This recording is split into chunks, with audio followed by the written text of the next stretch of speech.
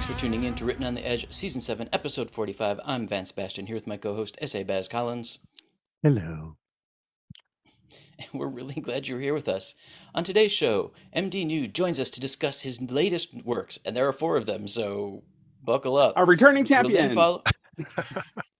We will then follow with our review of the week, and then the 3 of us are going to share what we're on about this week, and Baz is going to surprise us with something. So, if you like hearing updates from queer content creators, support us on Patreon, hit our merch stores, but now, on to our guest.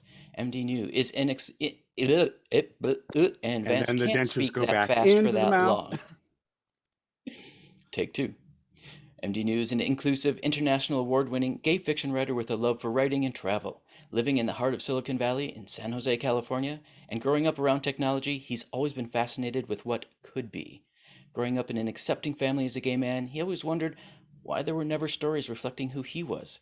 Constantly surrounded by characters that only reflected heterosexual society, NEU decided he wanted to change that. So, he took to writing, wanting to tell good stories that reflected our diverse world. When NEU isn't writing, he works for a nonprofit and travels with his biggest supporter and his harshest critic, Eric, his husband of 20 plus years. Marvin, welcome back to the show. Thanks, guys, for having me. It's going to be an adventure, I think. Yeah. Your 4th time, your old hat. I think Baz is going to ramp it up a bit on you. Probably. Surprise! Mm-hmm. So, in case people haven't heard your first couple, just give us like a quick 2-minute how you became an author, and then we'll dive into your recent works. So I started writing much later in life. So I didn't actually start writing until, well, much later, like college. Took surprisingly an acting class, and we did script writing, and I had to create a script from that, and it was terrible. So I decided to keep working on it, and it became the story of Contact, New World. And it spent years being worked on because writing is not been strong suit for me because I'm dyslexic. So it was always really hard. In fact, that was the last thing I thought that I would ever do is write. So I started writing and kind of fell in love with it. I've always loved storytelling. I've always loved being creative. And so the writing just kind of oddly enough came natural to me. At least the storytelling part and the world creating and all that. The actual physical writing part, not so much. That's why we have editors and really good ones. So yeah. So Yes. that's how I started. I started doing that, and the stories have luckily continued to pop into my brain. So I just keep going. Awesome. So let's move on to those stories. Which of the 2 novels did you want to discuss first? Well, so I'm really excited about Volaria because that one came out Yay. in October, and this is with a new publishing house. So it's with Spectrum Books, and I love the cover. I thought they did such a great job with the cover because it absolutely encapsulates what the story's about. I mean, it's vampires and space travel and a colony on the moon, and you've got a vampire and space As travel. want to happen. Well, of course. I mean, why not, right? I mean, that's totally what it should be. Well, assuming your vampires can't come out in the sun, living on the dark side of the moon means 24/7 active periods. Yes, and they technically can go out on the out in the sun, so they're not the traditional sunlight type of thing, and they're also not bothered by like silver. But yeah, so it's a story, and there's actually more to it than that. Basically, what happens in the story is um, it's about 100 plus years into the future after what in the book is referred to as the shift. And basically what happened was there was a pandemic. Funny that. Yeah, what's really creepy about that is that I started writing this book about 6 months before the pandemic actually started. Oof. Yeah. So it's your fault. Yeah, pretty much. Blame me, blame me. Yeah, so when the pandemic actually hit, I had to actually go back and change things in the book to kind of reflect what we were actually experiencing. So it's about 100 plus years into the future, and what the pandemic did was, other than wipe out 50% of the world population, it also unlocked this genetic part of humanity to create lichens, vampires, and arcanes, and you don't display any of those features until you hit puberty. And of course, humans being humans, we just welcomed everybody with open arms, and there was nobody to question this or to be, mean or nasty. I mean, it was just everyone was just totally accepting and wonderful. And yeah, so so you have that going on in the background. This story also is a little bit darker for me. It deals with some mental health issues for both of the main characters, which I'm really happy to have done. So it's you've got that aspect. And like I said, it's a dark fantasy sci-fi series, or story. It's not a series, it's a standalone. Um, so yeah, it's kind of got all this fun stuff, and I really wanted to play around with the idea of vampires in space. Mm-hmm. So, we've got vampires in space, and Vampires in yeah, space. doesn't it sound like a cheesy 50s like movie? Well, it reminded me of the Muppets when they used to do the, Pigs I in forget what it space. was, Pigs in Space. Yeah. Yes, yes, exactly. Uh, Oh, Kermie. yeah, yeah. So that's kind of the concept of the book and of the story, and we follow one of the main characters, of course, is human. Um, Boring, normal human. He's not a magic user. He's not a lichen.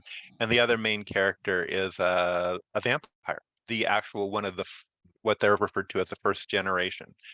So he remembered the world before the pandemic.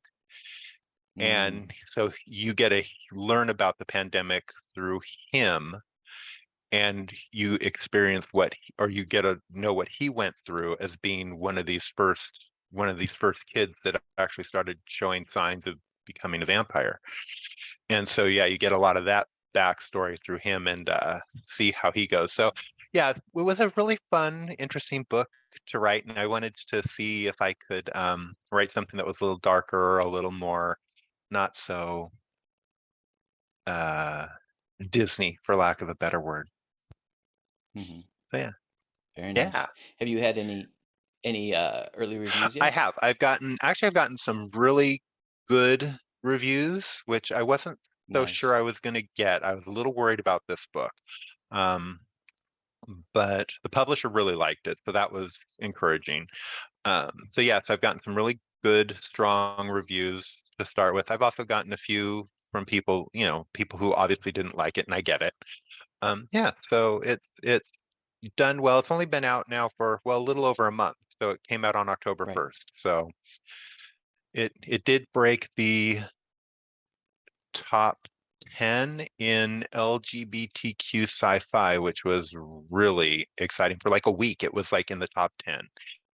And Nice. thanks. And Congratulations. for the month, it's been in at least the top 100, if not the top 50.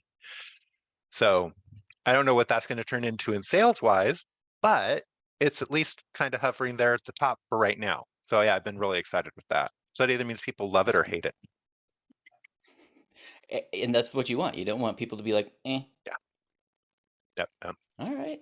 Should we move on to conspiracy? Sure. Yeah. Yeah. So Conspiracy is the third book in my sci-fi series. And oh my gosh, it was an adventure to create this book. But again, I love the cover. I mean, this one just like excited me to no end.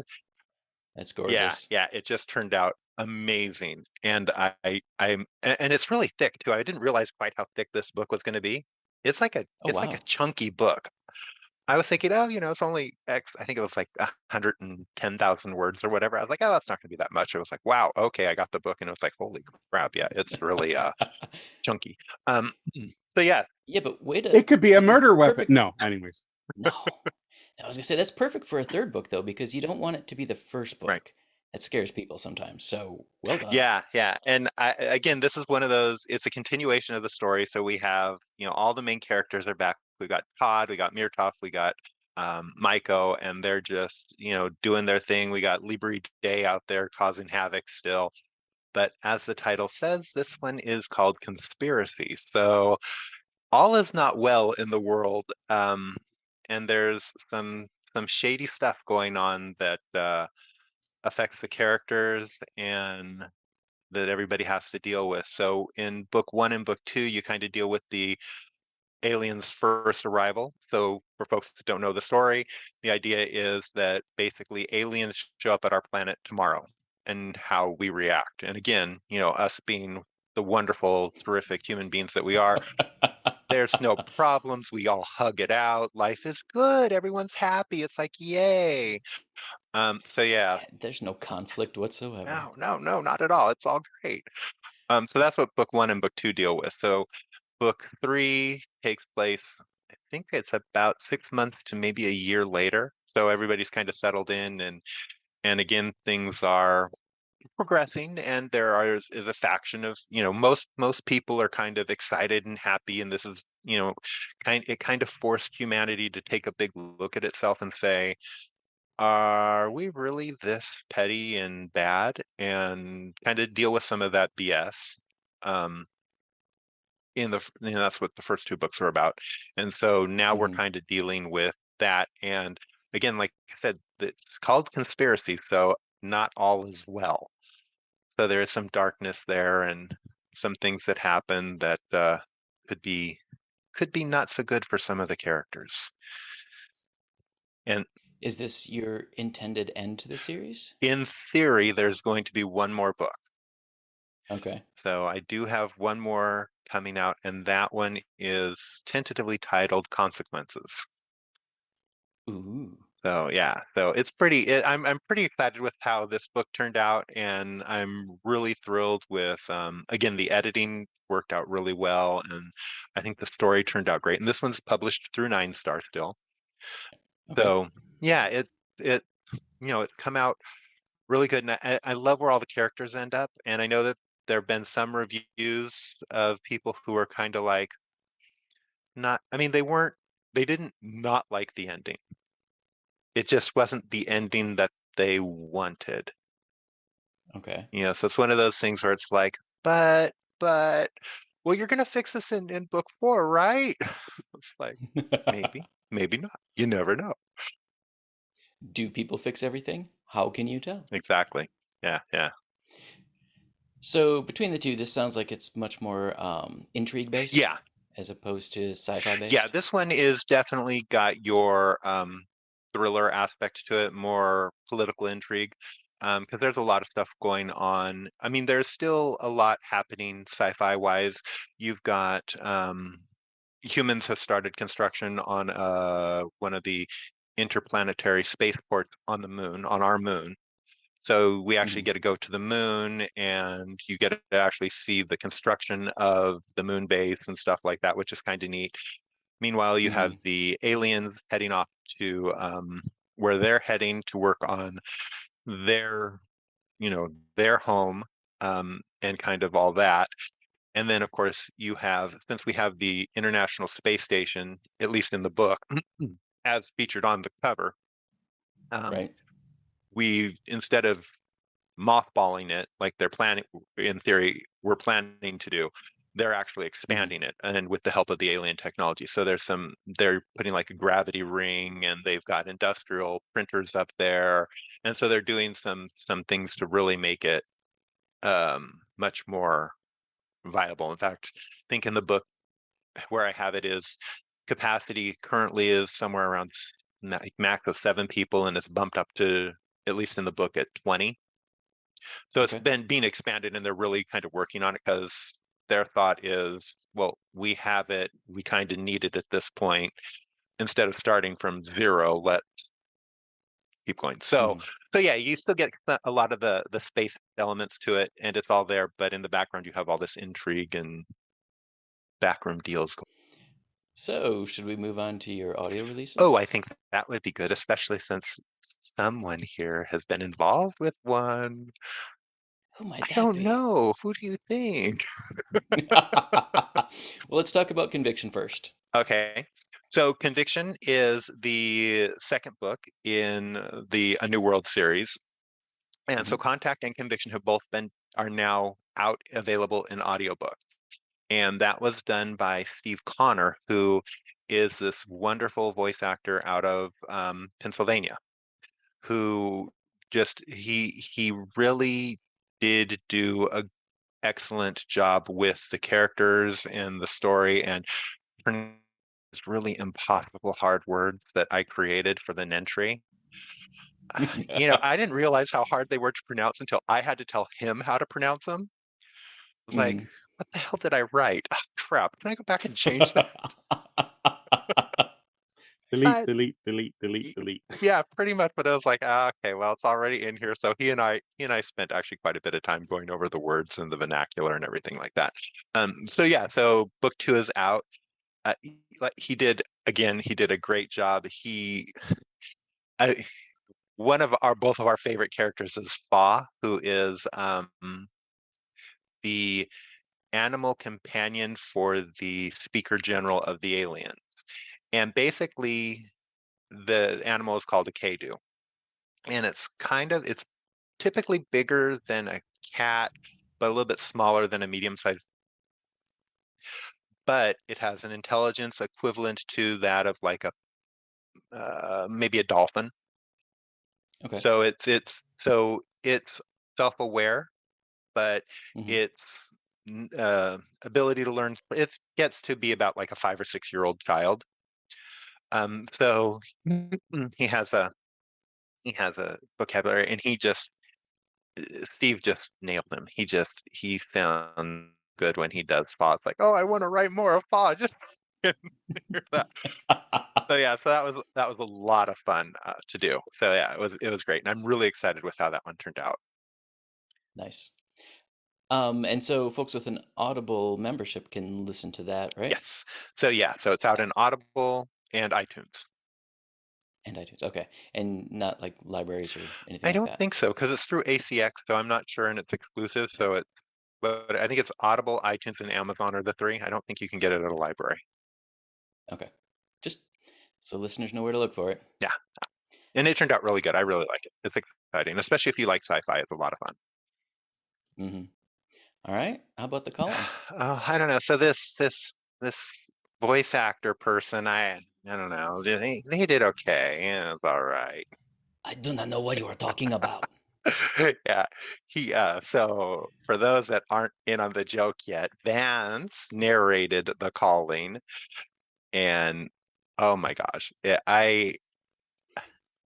I'm just so thrilled with how it turned out. I knew from the minute I heard you speak in the very first interview that I did here that I wanted Mhm. you were Duncan. You were the character, and I was just like, okay, I need to figure out how to make this happen because it's just phenomenal, and I don't want anybody else to do this.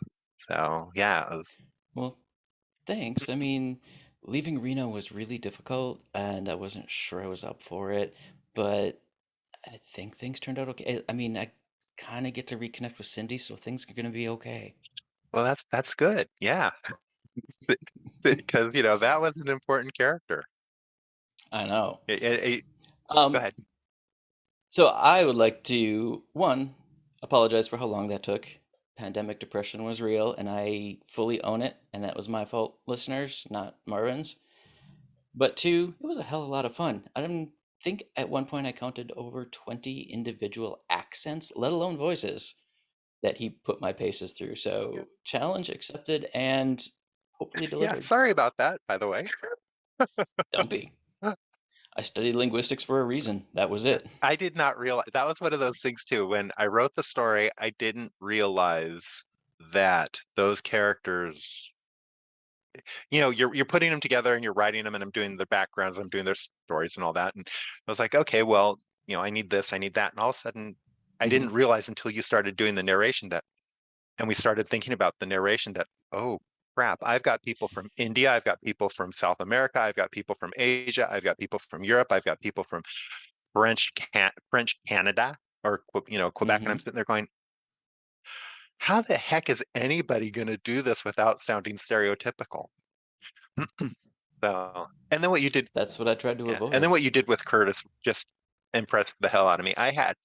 In my mind, I did not realize that I'd never thought of Curtis having a bit of a Southern accent. Well, I only tried to bring it out in the intense emotional moments. Yeah, Otherwise, I tried to tamp it down. no, and it worked out great because then as I was listening to the narration of it, I realized that he was in the Civil War and he fought Hmm. in the Civil War. And I don't think I ever say if he fought for the North or for the South. I don't think I'm specific on that. Um, I swear at one point you gave his home state and it was like mid-Atlantic, so I tried to keep it sort of borderline south. yeah, yeah. Well, which worked out great because the minute I heard it, and then I heard that reference to the Civil War, I was like, well, of course he has a Southern accent or a little bit of one because that's where he's from.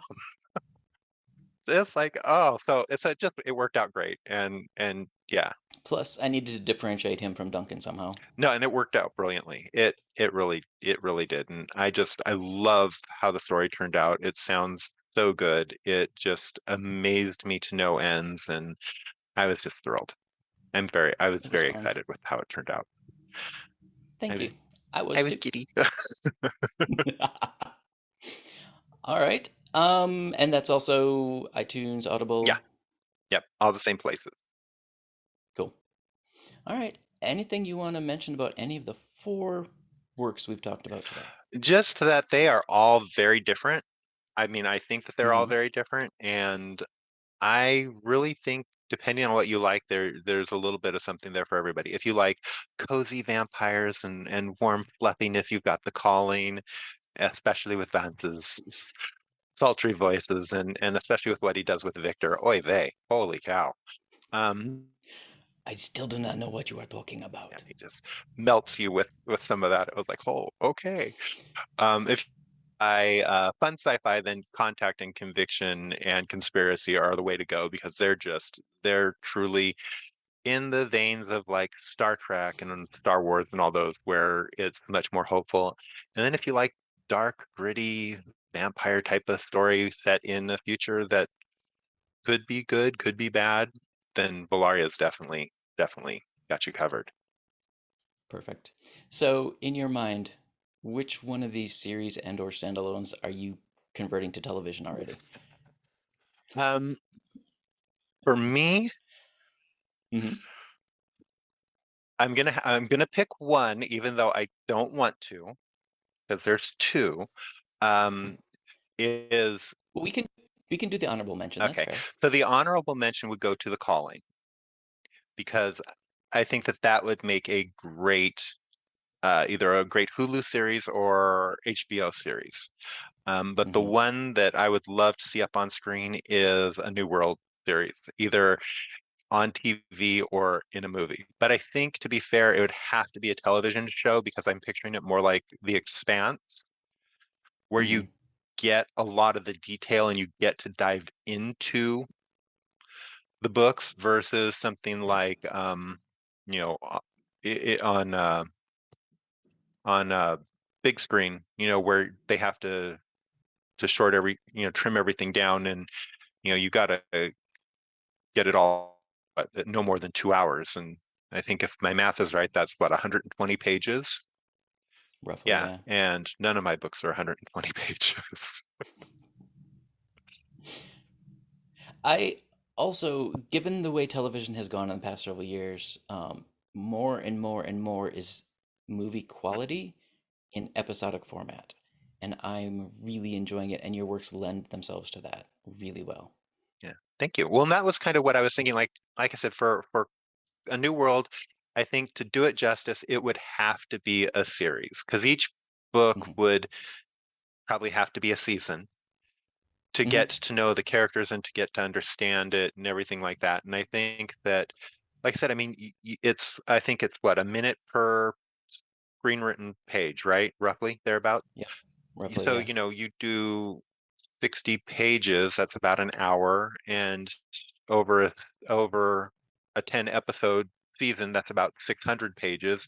So you could do a lot within that and really flesh out the stories and the characters and Right. find out who these folks are. Hmm. And introduce the background plot elements that are driving Hmm. everything. Yeah, which is really important, which I think gets missed a lot, especially in movies. Hmm. You know, Yep. and I'm not. Yep, because movies more and more are all about the flash and the bang just to get your attention. Yeah, and they end up frustrating me with some of the cuts they make and stuff like that, especially when it comes to like Uh-huh. LGBTQ themes. It's like you sit Mm-hmm. there and go, okay. I mean, don't get me wrong. I love Interview with the Vampire. I loved the book and I loved the original movie. Mm-hmm. I haven't watched the series yet, but I sit there and go, Oh, I know, but anyways, but yeah, I, it's like with what they did to the book and how they changed it in the movie. I mean, even though they kept the underlying themes of the homoeroticism, it was like, I will let you know that's front and center in the series, the new series. So worth a revisit. yeah, yeah, and it's on my list. I just haven't and go gotten there see yet. our review about it. I'll put the link up here for it. I, You know? I did. I watched it. I saw you guys talking Okay. about it, and I was just like, okay, now I really want to see it, and I don't want to have to pay for it, and I got to figure this out. Nice. No, maybe we have AMC because of our Apple TV thing. I think we got AMC with our Apple TV. Like one of us got a new phone and we got to add 3 channels or something crazy. So look for those kind of deals too, because it's worth it. Yeah, yeah. It's something to check into. Like I said, I really want to see it, but I've kind of been hemming and hawing. Go me. Yes. So let's move on to what we're on about because we're apparently on about something Baz has been following that I missed.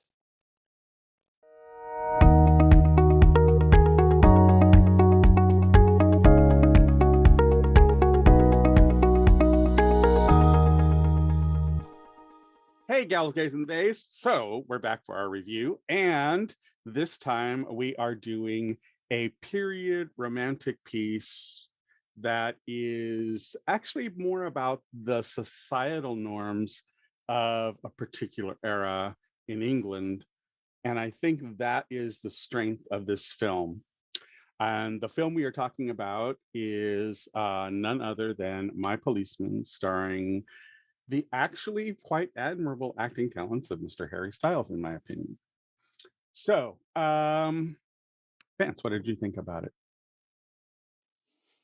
I think this film is a wonderful historical representation of why hate legislation destroys people and ruins lives. Yeah. And just so we kind of give people the kind of the scope of what it is. It's a beautifully crafted story of forbidden love and changing social conventions. My Policeman follows 3 young people: Tom, played by Harry Styles, teacher Marion, played by Emma Corrin, and a museum curator, Patrick, played by David Dawson, as they embark on an emotional journey in 1950s Britain. Flashing forward to the 1990s, Tom, Marion, and Patrick are still reeling with the longing and regret, but now they have one last chance to repair the damage of the past. Based on the book by Bethan Roberts, director Michael Grandage carves a visually transporting, heart-stopping portrayal of our characters.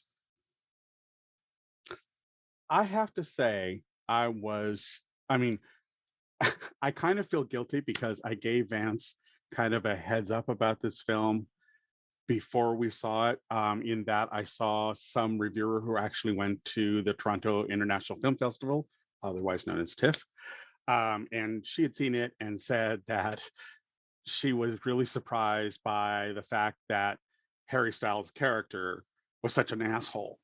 And so I had given that to Vance as a note before we actually saw the movie. So I feel guilty of that, but I think she was wrong. I don't necessarily think he was an asshole. I think he was a prisoner of his time as a character. And he was arrested in that time. And it wasn't until his wife kind of resets all their clocks in the end that they all get to exhale. You? I agree. I don't think he was an asshole. I think, as I said, this is an important piece historically. I do think its release date in these years is unfortunate because I don't think our bisexual siblings needed this kind of representation right now. Um, I don't know. It was a Well, sappy drama. but it's of a period. So it's like I don't know that It we want to is. rewrite history. And I get your point. I get your point about it being of a time, and considering all the things that are going on with bi-erasure and everything. I get what you're saying there. I really do. However, sometimes queer movies have to be made when you have the backing to do it and get them I know. made, Like I because we struggle hard to get them produced in the first place. like I said up front, it's an important film to have for historical reasons. Yeah. And kudos to Mr. Styles for stepping up into this. This was, people will often hit him with queer baiting, but I think after seeing this, I think, okay, this guy gets us. He gets what our community is about. And so I, for one, am quite happy that he did it, um, because it will provide an avenue for people who might not want to see him in that light, or to question why he did this kind of a project.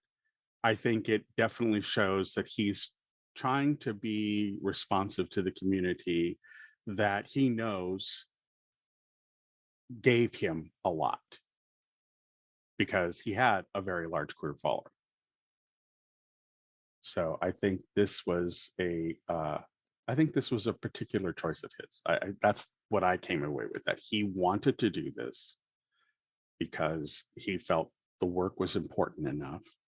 Plus, I think there's probably, I would have to think, from a nostalgia point of view, I think some of the reasons why some actors and performers choose period pieces is because it is such a removal away from what we experience Hmm. currently, that I think for modern day actors, the chance to play anything in the past is quite alluring. It has a certain appeal to it, because you feel you really have to sink yourself into that world to try to bring it to life. And I think that's, for someone of Harry's stature in the pop music industry and stuff, for him to reach back and do a period piece in this manner, I think it was his way of saying, I can be all the things.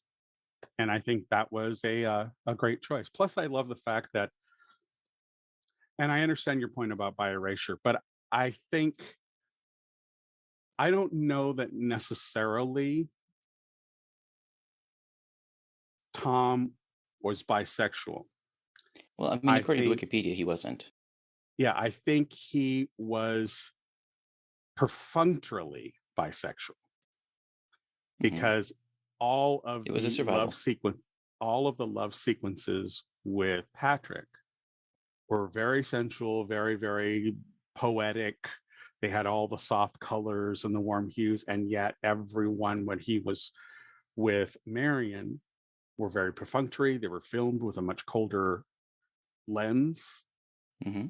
both stylistically and color wise. There wasn't as much saturation of color when he was with Marion as there was when he was with Patrick. And I Hmm. think that that was one of the things I appreciated most. And I liked the fact that in the end, she had to be strong enough for all of them to say, no, you need to do this. This is where you belonged all this time. And when I see the shot of her, the final shot where she's in the car, I really felt like she was finally able to breathe for the first Hmm. time in like Hmm. 40 or 50 years. That she had Oh, been holding this 100%. breath. I mean, her hand out the window is the very childlike touch of freedom again. Where she's hand out the window of the taxi, feeling the wind. That's a kid thing, and it's a kid thing that represents freedom and imagination, and she's finally back to that at the end of her life. Right. Right. Hmm. All right. Let's get to our scores. You?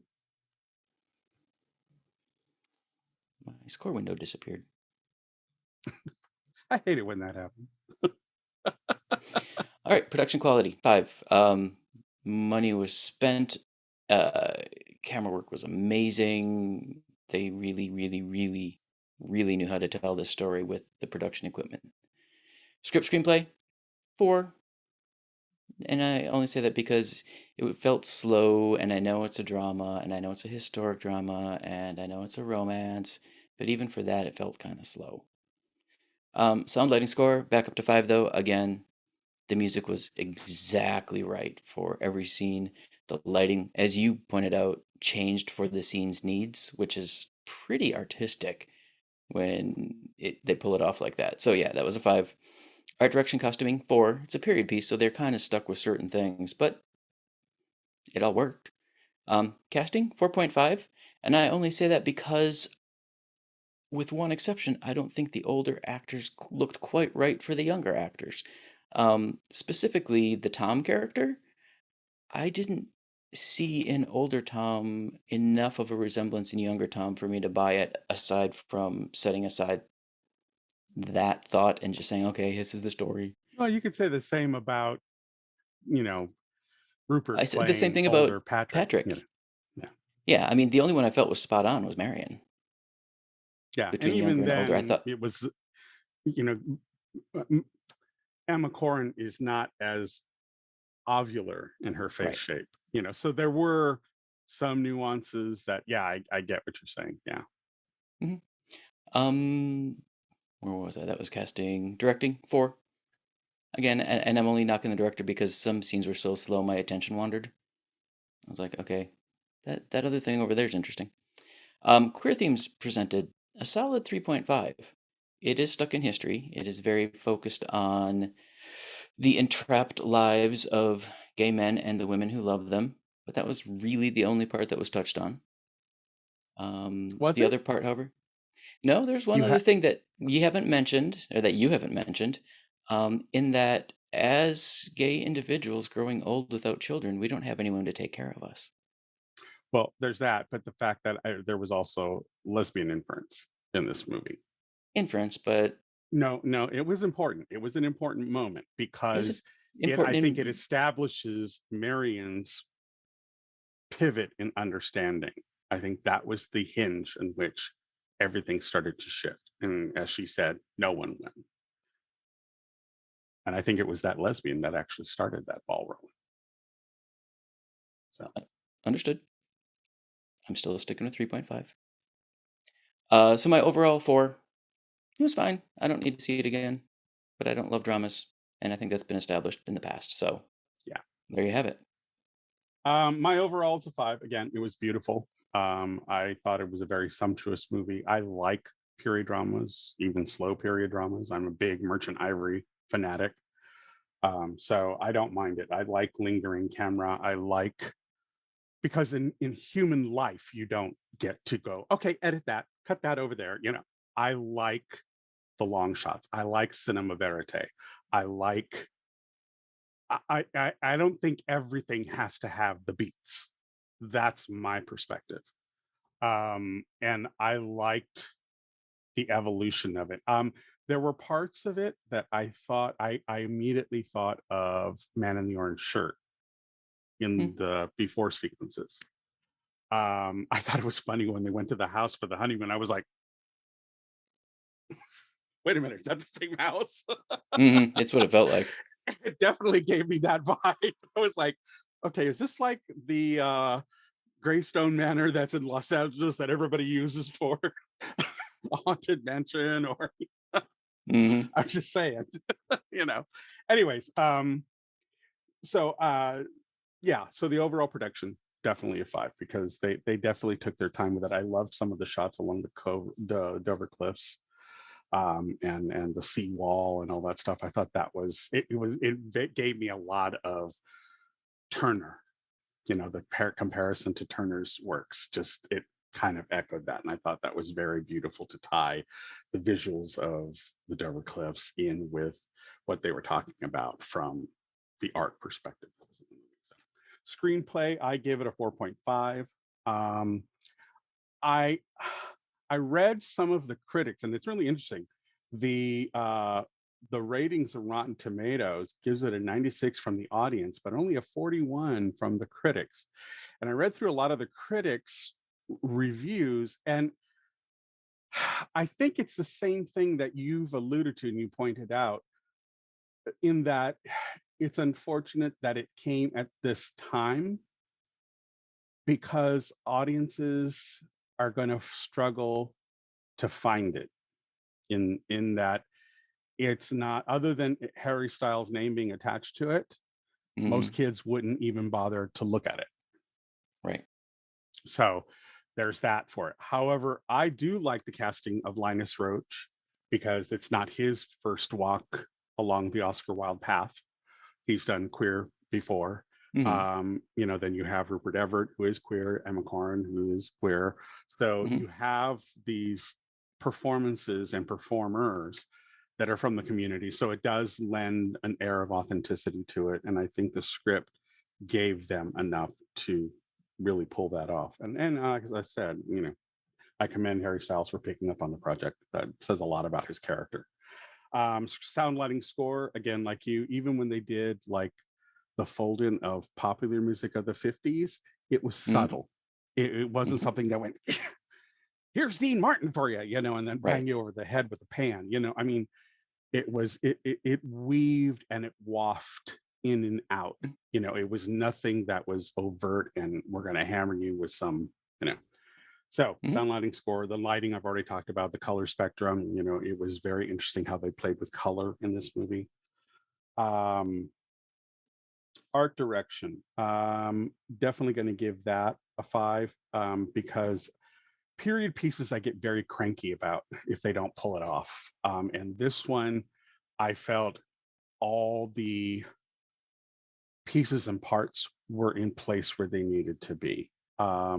Nothing was overdone. It was all done very tastefully. It had a air of authenticity, and I liked the lighting and the color choices that were made to give that subtle difference of what part of the relationships we were in.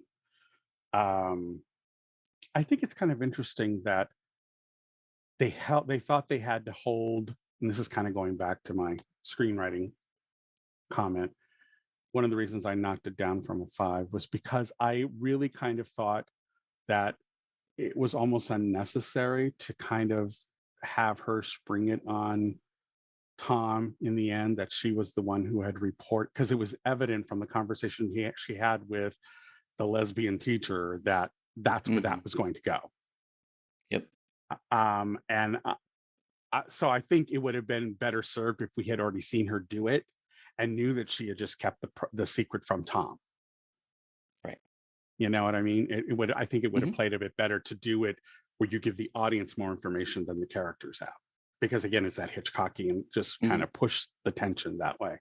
So, Right. casting, I give it a 5. I really loved the cast. I thought everybody was perfect, especially the lesbian teacher. Man, for a small little role, she nailed it. She did a Hmm. really good job of being elusive enough that, like Patrick, she had to be very careful about what she said and what she did. And the one line that stuck with me in that film is 5 minutes ago, I was one person and now I'm someone else. Hmm. As queer people, we know that feeling. That line just sang out and rang as if somebody had rung a bell in the room. I mean, I really took that to heart. And that was one of the messages I think that is the strongest. And it's interesting that it's delivered by a minor character, but it's probably the one that will stick with most queer people in the movie. Um, Director, I give a 4.5. I think he did an admirable job. I'm okay, again, like I said, with the slow parts, because when I wander, I don't wander off into other things. I actually look at what's being painted before me. And so for me, I like the scenery chewing. I like to see what's going on and what's coloring or inferring. Like, when Tom sees in the 90s, when he sees one of his wife's older students and he's with another guy and they, embrace and out in public, and he feels this sudden, pull back into that period that he was robbed of. I love those subtle differences and the way that it was filmed through the glass. So you see his expression with the two boys embracing in the shop. I Was it the thought that was student or well was it played. the nurse? I thought it was Huh? the nurse out in public. The nurse and his boy. I The- thought it was the nurse and his boyfriend. Oh, was it the The nurse nurse? who was. I thought she I said it was thought a so. teacher. Oh, maybe it Oh, was. Okay, good point. I think she But just used his name. I think she used his name, and yeah, we she could go said it back was and watch it. Michael. I thought she said Nigel and Michael, but Nigel. Yeah, Nigel, you're right. yeah, Nigel was the nurse. Sorry, old farts disease. No problem. Sounds like no. Anyway, But um, the queer point things is more to presented. Tom's reaction. Huh? Yeah, The point was I more to like. Tom's reaction. Yeah, and I like the way it was filmed because you saw what was happening, you saw the action, but you could still see Tom in the same moment. And I thought choices like that were really well done. So that's why I like the directing. Queer things, and I also there was one other sequence that I liked from a direction standpoint when you see Harry and Emma come up as the respective couple in the pool, and he's teaching her how to swim, and then they go one more time, and she starts off, but then he really takes off, and she watches him going further away from him or from her. I thought that was Mhm. very poetic because that's what was happening already in her life, but she had no idea that it was going on. Right. Yeah. Anyway, In character foreshadowing. Queer themes presented. I'm going to give it a 4.5, only because I liked that it dealt with bisexuality, problematic as it is, queer, love, a love triangle that I'm sure this is not a one-off. I mean, I'm sure there are many couples who could lay claim to this kind of scenario. I like the lesbian influence and how her character is at a pivotal point that pushes Marion in a direction. I think Marion, like she said, the day she did it, she regretted it.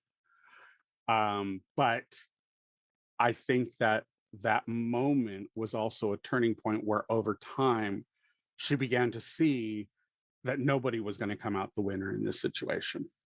Mhm. And she had already taken it as far as she could. And so by the end, she decided that they'd had enough. It was not how she saw the end of her years, and she wanted whatever years she had left to be her own. Mhm. So she knew she had to push her husband where he always wanted to be, but never felt he could have. And so I give it a 4.5. So my overall, I'm going to give a 4.75. Definitely should see it, especially on a nice fall, as we are in now, rainy day or a blustery day, and you want to sit inside, have a big cup of hot soup, and put on a flick and just kind of gather yourself and enjoy a good period drama. I think this is definitely right up that alley. There's a lyrical beauty to the way that it was produced and performed, and I really did enjoy it, and it is one I'll watch again. I'll probably end up showing it to my mom soon. So there you go. Awesome. All right. Well, let's bring Marvin back and talk about what we're on about and that surprise you have for us. Okay.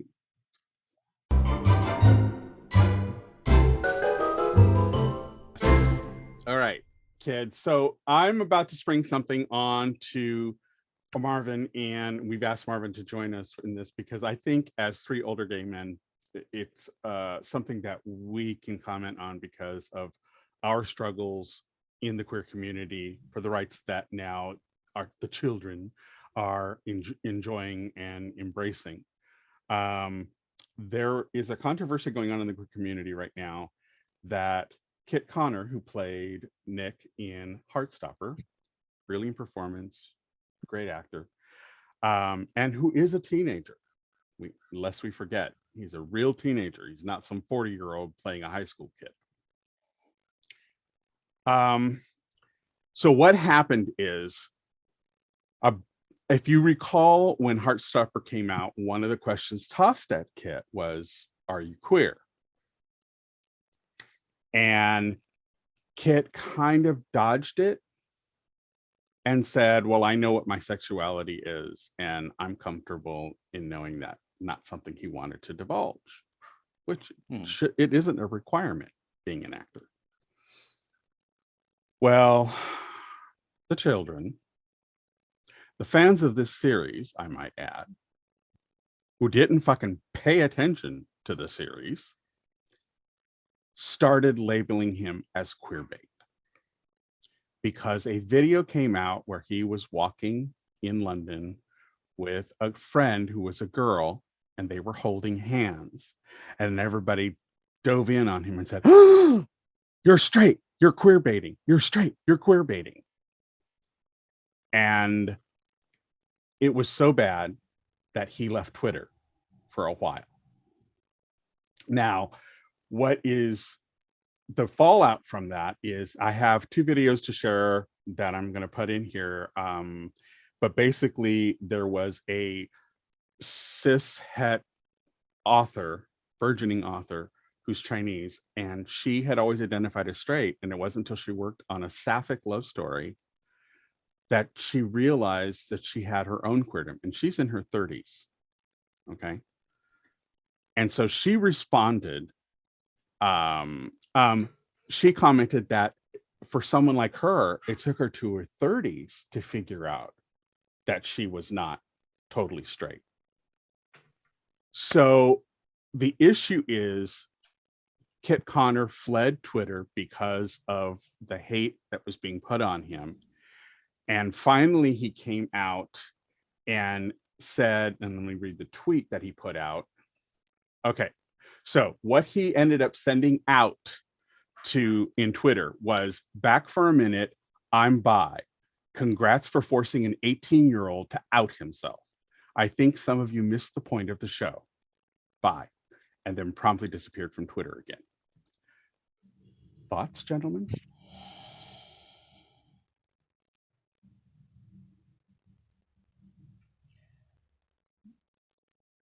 The current trend of you're not gay enough, you're not bi enough, you're not like me enough has gone too far.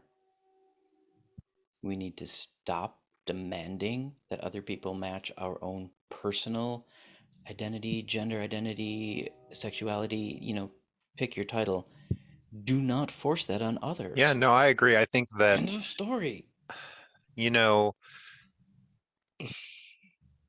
has a right to a certain level of privacy, no matter what his standing in any community is, as an actor, as a director, as just a human being. He has a right to some level of privacy, and to be vilified for who he identifies as.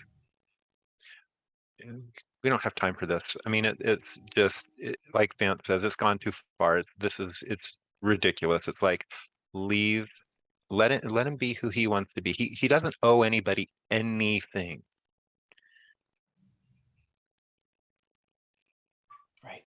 Right. And to add to it, Joe Locke responded, who plays his partner in Heartstopper. So disappointing. He deserves more than this. Whenever you leave a comment online, always think that the person who will read that comment has feelings.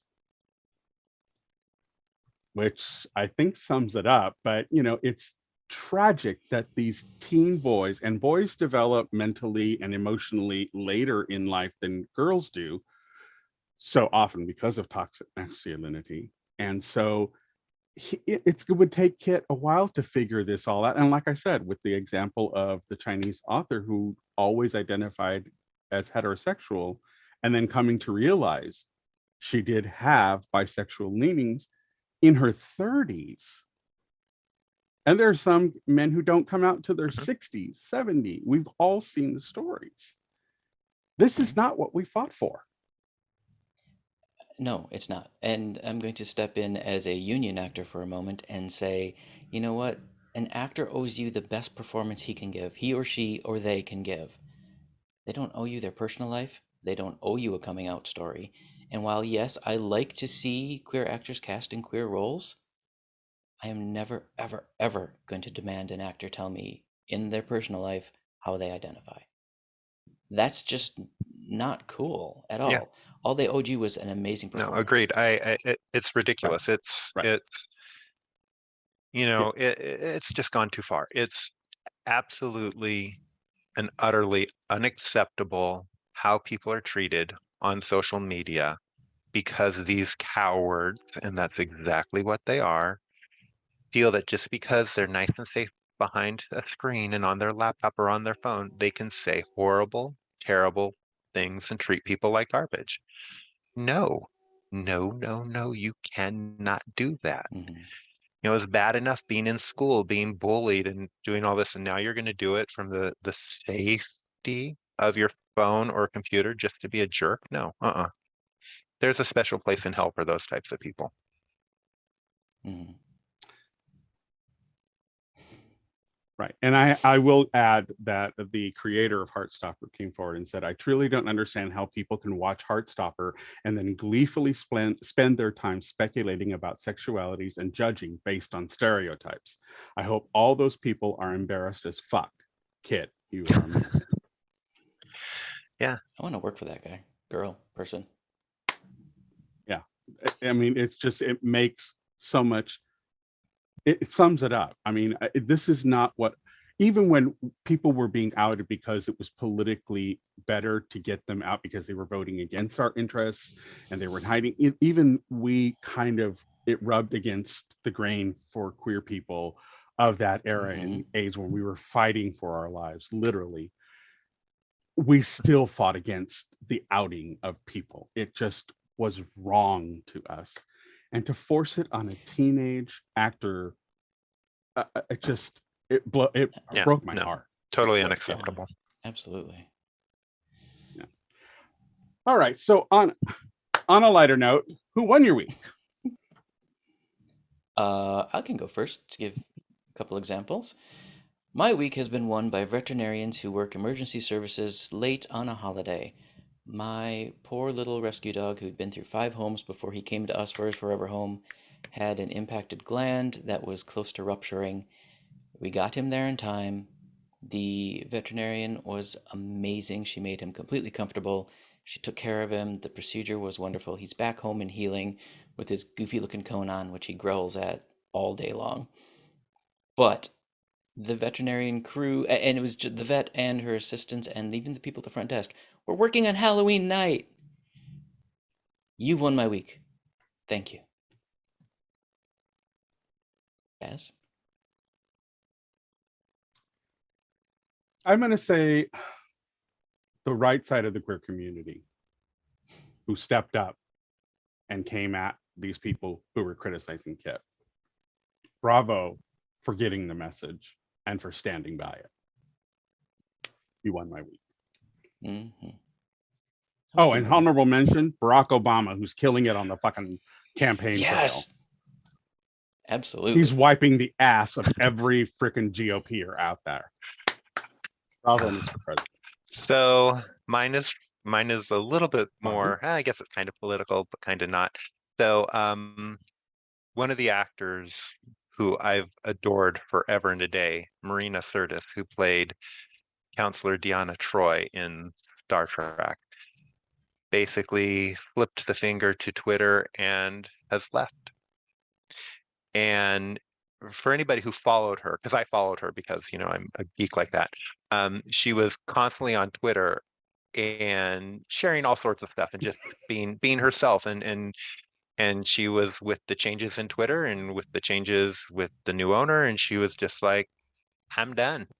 Peace out. Bye. And people were like, oh, you're not going to leave. You're not going to leave. You're not going to leave. You're not going to leave. And if she left, she's gone. And I'm hoping that eventually she'll come back, but my guess is probably not. But still, it was just like, okay, well, you're standing by your convictions. You're standing up for what you believe in, and I respect that. And for me, you won my week. Nice. Bravo. Very cool. All right, Marvin, any final words of wisdom? Oh, wisdom. You know, with everything that we just talked about, all I want to just add, and it has nothing to do with my writing or anything like that, but just people, stop being dicks.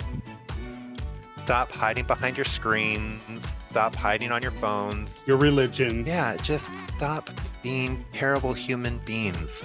We have one planet. One. Everybody, one. And we're all on it. So unless you plan on blowing everybody up, and killing yourself. Just cut the crap and be a decent person. My God, how hard is that? All right, we'd like to Thanks extend... again, Marvin, for joining us and doing this part of the Hey, glad to be here.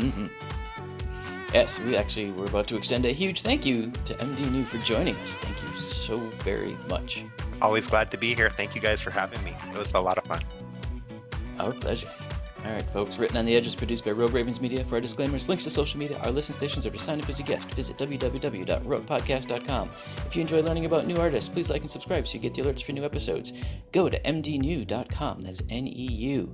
Sign up for his newsletter, pick up one of his books. I promise you will enjoy the fusion of supernatural and sci-fi. And I say that as someone who narrated one professionally. All right, folks. Tune in next week for your queer media fix. Buy merch. Bye-bye.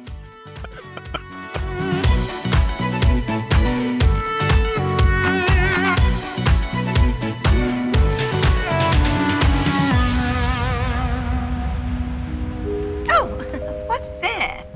Closing time. The bums rush in melody, dear.